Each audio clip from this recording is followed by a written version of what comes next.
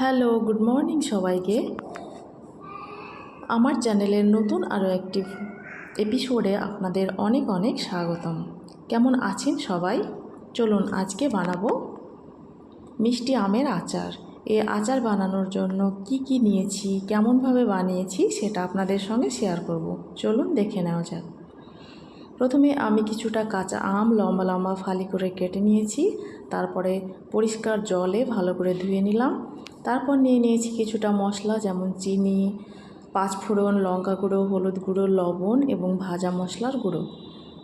আর নিয়ে নিয়েছি একটা বড় কাচের বয়াম আচার রাখবার জন্য। আর এখানে নিয়ে নিয়েছি টুকরো করা আমগুলো। কিছুক্ষণ শুকিয়েছিলাম বলে আমগুলোর কালার ওই রকম চেঞ্জ হয়ে গেছে।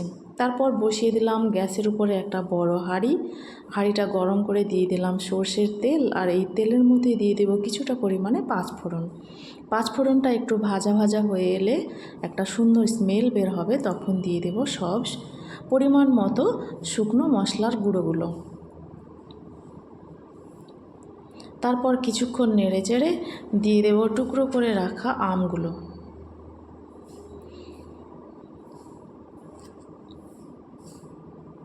আমগুলো দিয়ে কিছুক্ষণ তেলের মধ্যে নাড়াচাড়া করে ভেজে নেব।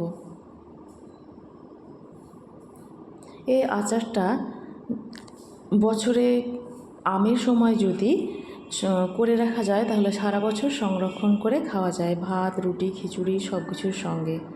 কিছু ভালো লাগছে না, মুখে রুচি নেই, একটু আচার নিয়ে খেয়ে নিলাম। এই তো দিয়ে দিলাম এবার চিনি পরিমাণ মতো। চিনির মধ্যে দিয়ে দিলাম ভিনিগারটা আচারটা সারা বছর সংরক্ষণের জন্য প্রিজারভেটিভের কাজ করবে।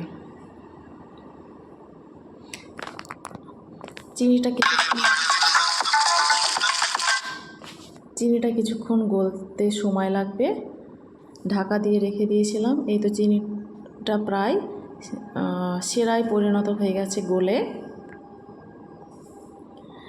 এবার এটাকে আমি কিছুক্ষণ সময় 10 মিনিটের মতো হাই ফ্লেমে রান্না করে নেব।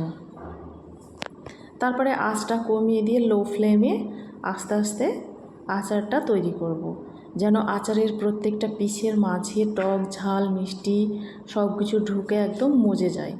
এই তো আচারটা ফুটতে শুরু করেছে, কালারটাও গোল্ডেন কালার হয়ে এসেছে।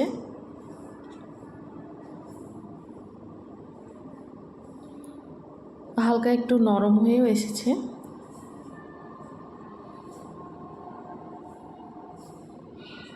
কিছুক্ষণের জন্য নাড়িয়ে দেব, তারপরে আবার আঁচ কমিয়ে কিছুক্ষণের জন্য ঢাকা দিয়ে রেখে দেব।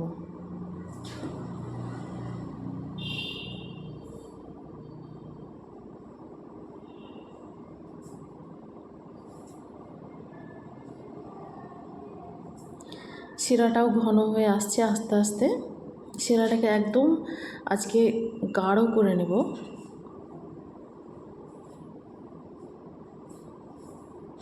যেন আমের প্রত্যেকটা পিসের সঙ্গে মধুর মতো চটচটে হয়ে লেগে থাকে, যেটা খেতে খুব দারুণ লাগে।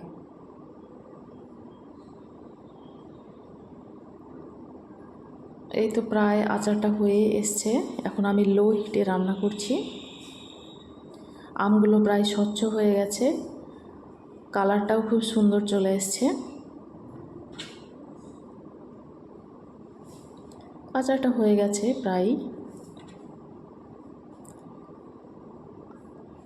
আজ এই পর্যন্তই।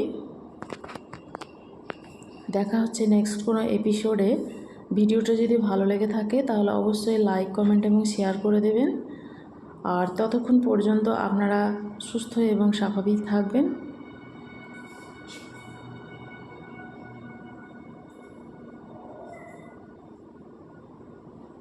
আমার আচার রেডি। আজকের মতো টাটা।